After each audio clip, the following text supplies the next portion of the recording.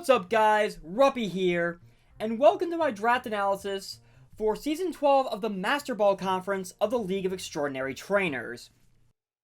The LET is a league that I have been in for quite some time now, honestly, since Season 2 officially. 3, it was my first full appearance, because all the way back in Season 2, I was basically a very late substitute coach, just so some games could be played just to shape the playoff picture. The team I took over was already out of contention. It was just a matter of sorting out that playoff picture. Season 3 was my first full season with the league. I ended up making finals and fell short. And since then, it has been a long and winding road. Whether it just be one full season or splitting it up into different conferences like we have for the past several. It's been a ride. I know I've uploaded some LET videos on this channel in the past. It's not an upload required league, but I figured since I'm trying to apparently make YouTube a thing yet again, might as well give it a shot and see if we can make something happen if I upload these games this time around. Because, at least as far as UNPL has shown me, I seem to do better when I upload. But yeah, the LET has been around for quite some time. I have been a long-time part of it. I have, at least in terms of the coach announcements heading into the season, been called the Boomerang. This is because, at least since we split into the conferences, because each conference has its own championship, there is no overall LET championship. They felt that was the fairest way to do it, especially since you can technically move up and down between conferences, depending on your performance. Master Ball is considered the highest tier, where the most elite play. In the past, anytime I've gotten to Master Ball, I seem to have struggled and ended up being knocked down to Ultra Ball. And yet in Ultra Ball, I somehow seem to do extremely well, make it to finals, as you guys have seen that video. I did upload a post-com of that one from last season. Truth be told, right now I should not be in Master Ball. My way to get in was to either finish the Ultra Ball season last season as the coach with the best record, which did not happen, or win the Ultra Ball Conference Championship, which, as you guys saw, also did not happen. I was invited basically as a kind of an emergency button to fill slots in case a whole bunch of people ahead of me that were invited back into Ultra Ball decided they didn't want to participate this season. So it ended up happening. But we will see if that is to my benefit, if I can shake this Boomerang nickname, and go from there. The LET does have quite a few different rules than a lot of the other leagues that you are probably familiar with, especially when it comes to YouTube content.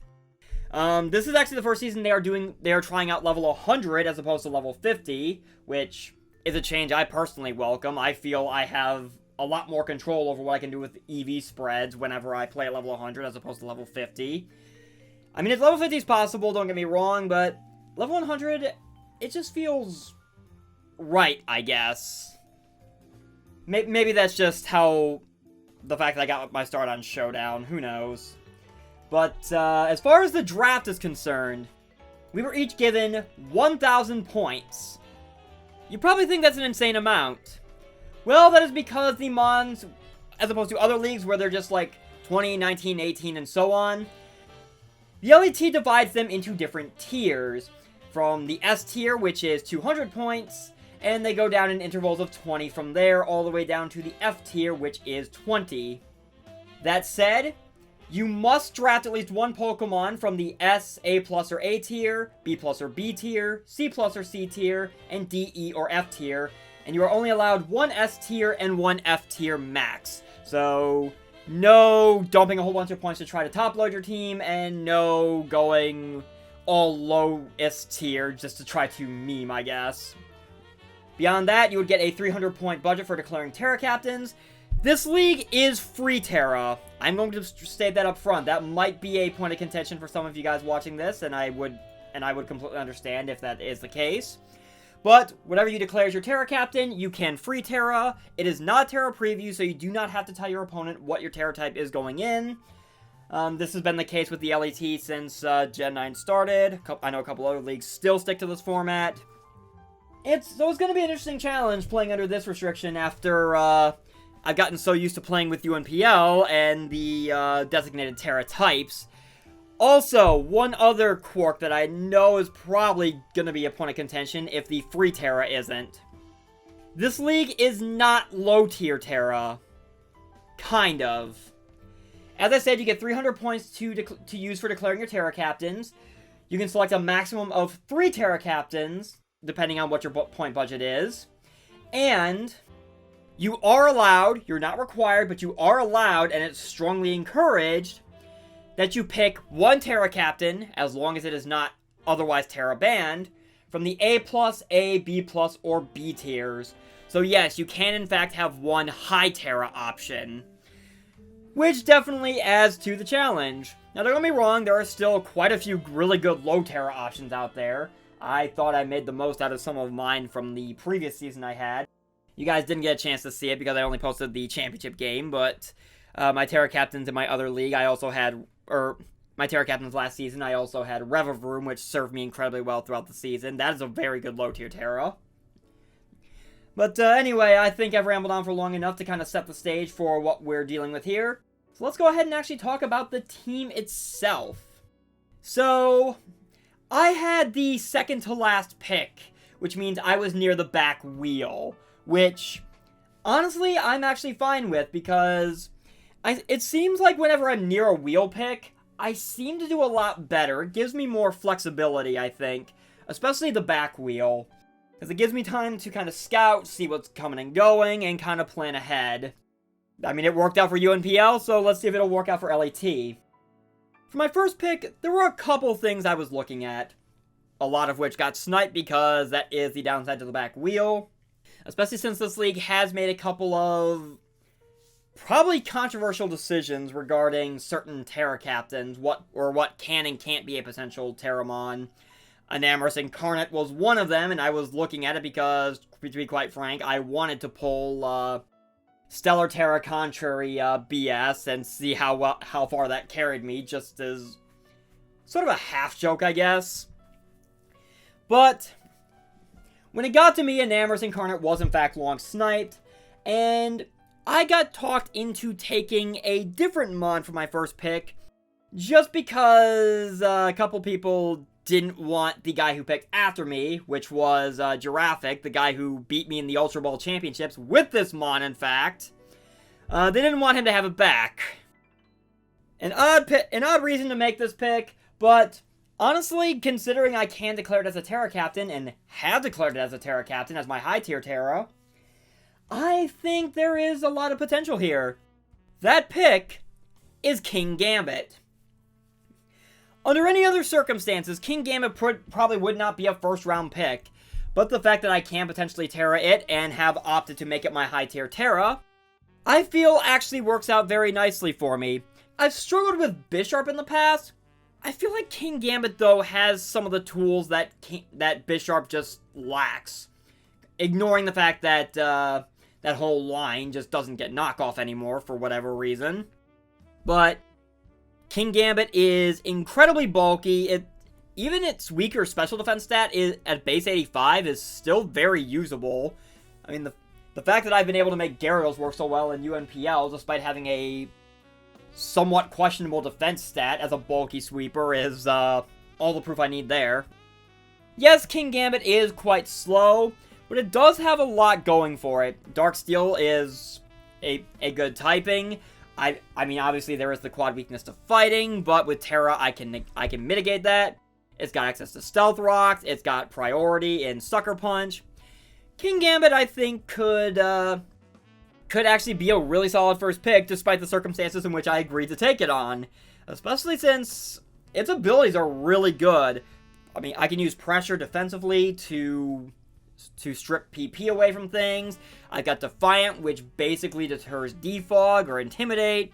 Supreme Overlord is a very solid ability that allows King Gambit to be a devastating late-game cleaner if I need it. There is actually a lot to like about King Gambit, and I'm actually looking forward to seeing how well I fare with it as a Terra Captain, especially after what it did to me in the Ultra Ball Conference Championship last season for LAT. For my next pick, I wanted to pick another mon that I haven't really tried yet, and a mon that has given me quite a few headaches whenever I've played it for the most part. It's another mon with a quad weakness, but it does really it and King Gambit actually synergize fairly well with each other, surprisingly. Plus, it's another rock setter, and, well, I should probably actually get into the mon itself before I actually go talking about it. My second pick was Gliscor. Gliscor is another mon that has quite a bit of bulk going for it. It has Poison Heal and can hold Toxic Orb, so... Which actually reminds me, I forgot to mention that that LAT is operating under an item clause as one of its rules, so every item I use does have to be different. Maybe another point of contention, but let's just say the guy in charge of the league really hates potential stall tactics, even if Gen 9 has not been very accommodating for the stall playstyle in general. Still, Gliscor has a lot going for it. Ground flying type, it's got a very usable attack stat. Obviously, with Poison Heal and Toxic Orb, it's a passive form of recovery, so I can have that in my back pocket without having to burn, without having to debate on leftovers. It's got other, it's got other options as well. Like Hyper Cutter is a really solid ability to keep its attack from being lowered if I want to go with some sort of like really offensive set. As I said, it's a rock setter, so King Gambit doesn't have to always set rocks. It can also set up spikes, toxic spikes, it can U-turn out, so I have a pivot. There is actually a fair amount to like with Gliscor here, and I'm excited to actually get to try it for myself, as opposed to having to dread over how do I break this thing. So I've got my Steel type, and obviously cores are starting to be formed, so I am losing options here. But there is a mon I feel that actually works really well with King Gambit that I saw still on the board and wanted to grab it because it's a fairy type, among other reasons. It's a mon I haven't used in quite some time, at least not in Gen 9. It was a staple of quite a few of my Gen 8 drafts, and I'm actually really excited to welcome her back to the team. My third pick was Hatterene. Hatterene is a mon I know quite well, and anyone who saw either my IBL or BBR runs back in Gen 8 will know what I can do with this mon. It has really good bulk, it's a great special attacker, being fairy type means I've got 2/3 of a Fairy Dragon Steel core. Hatterene is also a very valuable Trick Room setter, which actually benefits King Gambit really well considering King Gambit's low-ish speed. So I don't have to constantly rely on Sucker Punch or my bulk to just tank hits and then take things down. Hatterene also has a surprisingly versatile move pool, all things considered, for a Psychic Fairy type. So there is a lot to love there. Not to mention the fact that one of its abilities is Magic Bounce, which means I can simply deflect hazards. So that is a way to get around the fact that as of this point, I do not have any removal. I could simply just bring Hatterene in and bounce him right back. So going into round 4, I decided I wanted to basically completely lock in my Fairy Dragon Steel core at this point. And there is another mon on the board that does fit the Dragon role that also kind of synergizes pretty well with Hatterene, and somewhat decently well with King Gambit too, to some degree. At least in terms of King Gambit covering its weaknesses more than anything else, but it is what it is, and I think it still works out for me. My fourth pick was Dragalge. A mon that I feel I did not use to its fullest potential when it was on my Season 3 roster for UNPL, so I welcome it to this LET roster to see if I can make amends with it for the lackluster performance I had with it back during UNPL Season 3. Dragalge is another mon that is slow but hits stupidly hard, especially with its adaptability, so its poison and dragon stabs are getting an extra boost. Not to mention it can set toxic spikes, it can pivot out with flip turn. Dragalge's got quite a few things going for it, and I think maybe this could be the team that actually works better in terms of showcasing what I could potentially do with Dragalge if I play my cards right. At least with how it's coming together so far. So with my Fairy Dragon Steel core complete, I figured, you know what? I need something kind of fast. Because my fastest mon at this point is Gliscor, which is base 95. I need something that's above base 100. Something that will kind of help me address those potential issues, because obviously there is a lot of stupidly fast things that got introduced this generation. Base 100 is not the benchmark you should be aiming for anymore. It's like base 1 is like much higher than that now. But I did find a mon that also gives me an electric type, is above base 100 speed, and has the potential to also slow some things down. Another mon that I know quite well and I'm excited to use again, my next pick was Galvantula. Galvantula is, in my opinion, the premier sticky web setter. I mean, yes, there is Vikavolt who does have Levitate, but to be honest, Galvantula's neutral to ground anyway, so it's not because bug, I guess, resists ground. So it's not the worst thing in the world, honestly. Galvantula is also incredibly fast. It's also pretty solid as a special attacker. With Compound Eyes, I have a boost in accuracy to Thunder, so that is certainly on the board. And, of course, I'm keeping my pivoting alive with a Volt Switch user. This almost kind of feels like it's starting to come together as kind of a middle ground between what my UNPL Season 3 and 4 rosters were and could have been, in a sense. Because I've got the bulky offense that has propelled my UNPL team to so much success so far. And I've got the pivoting that I did not utilize to its fullest potential on my Season 3 roster. Who knows? Maybe I will make it work with this LAT run, and maybe Galvantula will be the key to that, especially with sticky webs to slow things down. It was at this point that it dawned on me we're halfway through this draft, and I have not addressed the need for a Firewater Grass Core. And also, it would not hurt to maybe start considering some of my other potential Terra Captain options that I could draft. And while trying to figure this out as I look to potential lower tier picks, I found a couple mons actually, that I think would work really well as Terra Captains, and I drafted them to declare them as such because of what they can do, and what I have seen them do elsewhere in the hands of players who are probably much better than me. Cough, SPL, cough. So with my next draft pick, I grabbed Arboliva.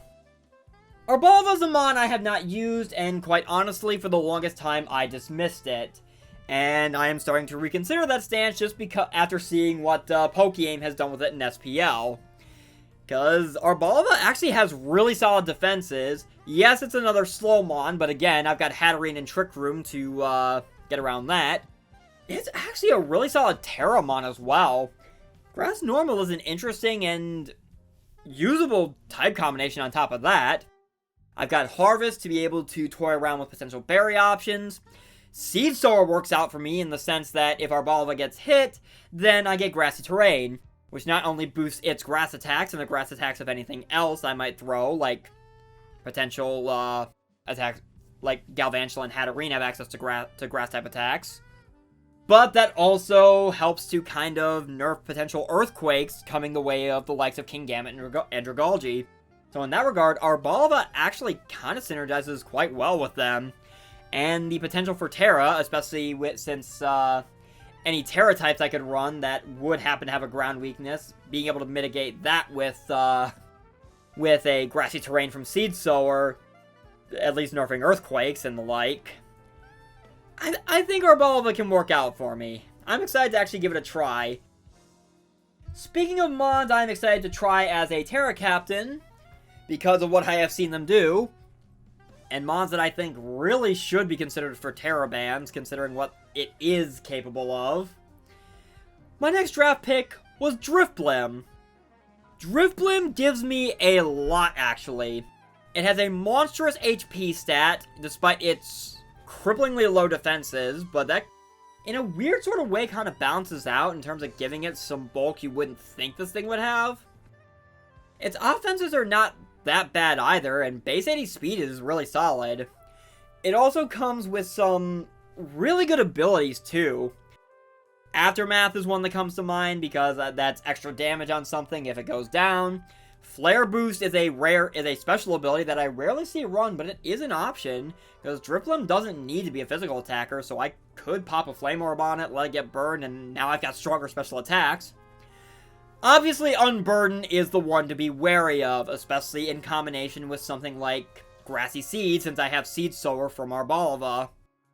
So Driplim could come in, get an Unburden boost, and next thing you know, it is going to town. The fact that I could also run Weakness Policy Unburden really creates a mind game whenever I bring Driplim. Like, is that the set I'm bringing? Do I have something else weird in mind? Maybe like a Calm Mind set, perhaps? There is a lot that I could do with Driplim in terms of just mind games, just by having it on my roster. And I could also just defog with it, because it's my one true dedicated form of hazard removal at this point, to be perfectly honest. And add in the fact that I have declared it my last Terra Captain. The possibilities are endless with Driplim, and I'm actually really excited to give it a try with this setup and see how it plays out for me. So, going into the third to last round, pick 8, I believe now. I'm still sitting on a fair amount of points, and for a Firewater Grass Core, I only have a Grass type. I'm also starting to notice my team is looking a little special heavy at this point. So I figured maybe it's time to address that a bit. Maybe get a really solid fire type that could potentially work out for me. And I've got the points to potentially invest in one. And I found one that I actually am really excited to use. In the Season 11 Ultra Ball Conference, I had Tauros on my roster. For Season 12 in the Master Ball Conference, I have drafted its Blaze Breed Paldean counterpart. Blaze Breed Paldean Tauros is a really interesting option in my opinion.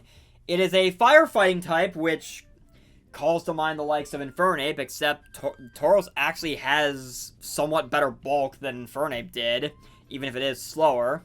It still hits stupidly hard, though. With Intimidate, I can lower attack, which is very welcome for a mon like this, especially since I've got some usable bulk spread throughout this roster. Anger Point means that critical hits could be a potential problem. Could choose an interesting option if I want to potentially run a berry on it and just go with a bulkier set.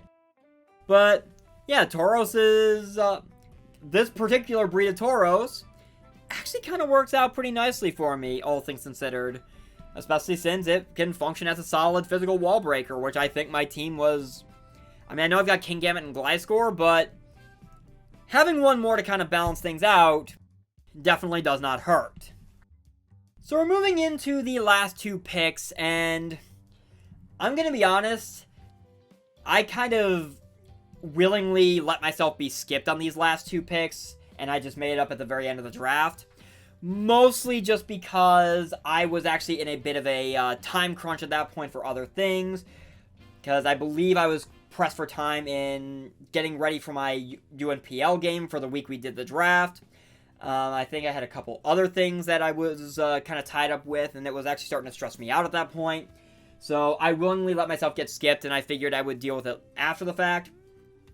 Especially since I had 200 points left at this point, and I was the only one who had enough points to be able to actually take a another 180 point mon if I really wanted to. And let's be honest, if I did that and had to spend my last 20 points on an F tier pick, was it really gonna hurt? Because what in there would anyone really be able to snipe from me?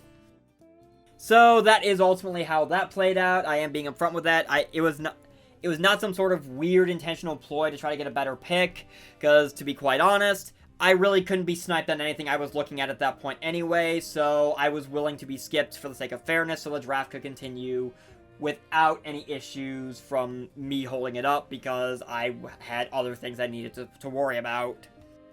But I feel I got a solid last two picks, especially since both of them kind of finish up my Firewater Grass Core in weird but different ways.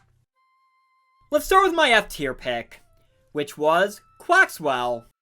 Not quite what Quaquaval brings to the table. It doesn't have Aqua Step, it doesn't have the fighting type.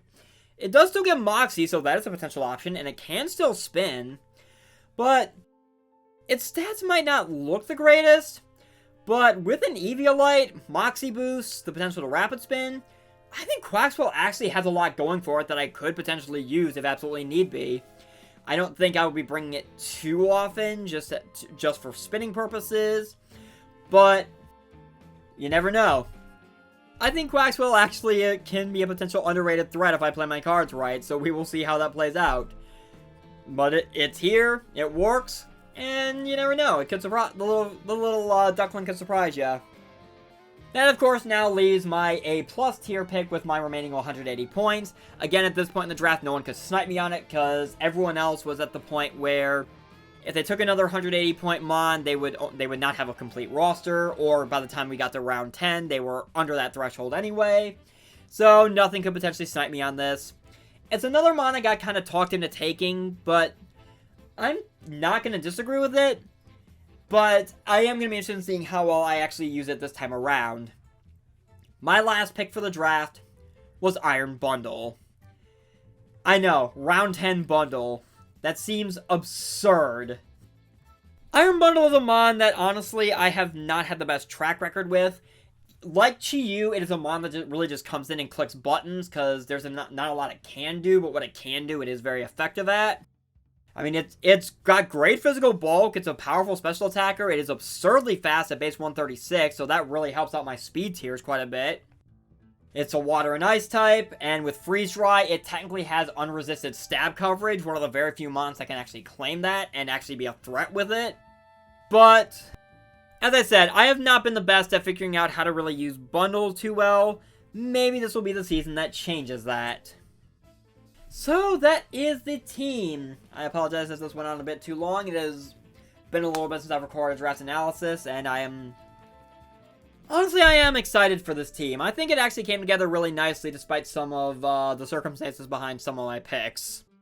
And I'm really excited to get to use this roster and see if maybe I can make something of myself in the LAT Master Ball Conference this time around. Maybe shed that boomerang nickname and prove that, yes, I do, in fact, belong here.